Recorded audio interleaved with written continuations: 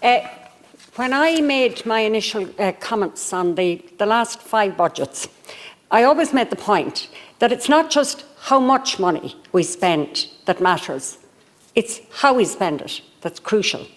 And the question always is, does it deliver value for money? I'm not just saying that here tonight, I've said it in my last 5 contributions on the budget. And sometimes I think we get the impression that whoever the minister is, they're putting their hands in their own pocket and handing out money.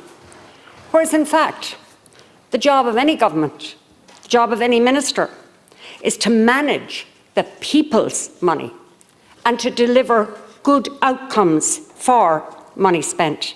In simple terms, to deliver value for money. Now, the government amendment tells us all about the money spent and all the different programmes that are in place. But you see, we need to go beneath the surface. We need to go beyond the headlines. And we have to ask is this spending? Because we know the spending is taking place. The taxes are coming in. Is this spending delivering value for money? Is it giving better outcomes for our young people in education? And I will come back and look at the detail of that in a few moments. But first of all, I just want to make 1 or 2 comments about the other issues raised in this Sinn Féin motion. I mean, just 2 weeks ago, we witnessed another price tag in the saga of escalating costs for the Children's Hospital, the most expensive hospital in the world, with a price tag of €2.24 billion as of today or yesterday. This price tag represents an estimated 373% increase from the original cost.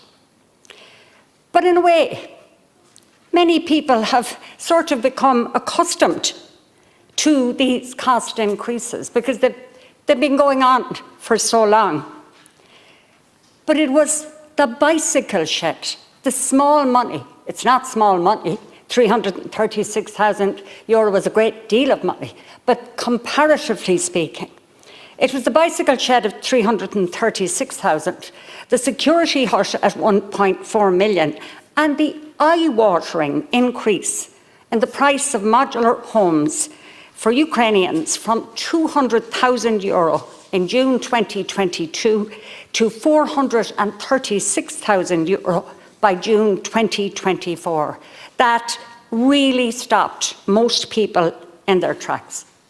This sense that there's a willful disregard for prudence and caution in spending public money. But I also get from people a sense of helplessness and frustration because they keep asking, who's responsible for this spending? Who makes the decisions? Who knew about the decisions being made all along the line? A raft of questions and very few answers. And I have to say, Minister, people don't expect every project to come in on budget. But they are in general annoyed and frustrated by what they see as a cavalier attitude to spending their money. Because they know, as we all know, part of the role of government is not just to spend our tax monies. It's to spend it wisely and to spend it well. And above all, to take responsibility for how that money is spent. And we don't see this happening. And in that context, I support the amendment from Sean Kenny and I think it's Peadar Tóibín.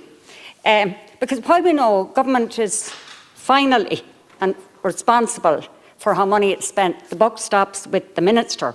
But equally, any minister has to delegate and responsibility has to go down the line as well as up the line. And those systems of accountability have to be put in place. And I think this is something we really need to see. But earlier I spoke about primary school funding and about the outcomes for the monies invested, because most of the government's amendment tells us how much has been spent. So the question then is it well spent? Are we getting good outcomes? Well, our pupil-teacher ratio is 22.8 pupils per class size, while the European average, and that's between very wealthy and less wealthy countries, is 20 pupils per class. So we're way above the average.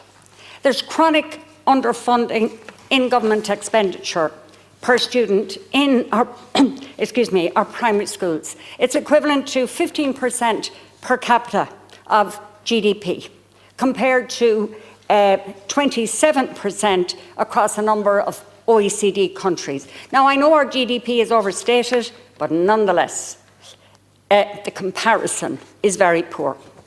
And just a couple of months back, the Catholic Primary Schools Management Association did a survey of schools, and they came up with lots of stats, but they said 7 out of 10 primary schools have run at a deficit at some stage over the past 12 months, and that the capitation grant barely covers energy and electricity costs, despite all the other costs that schools have to cover.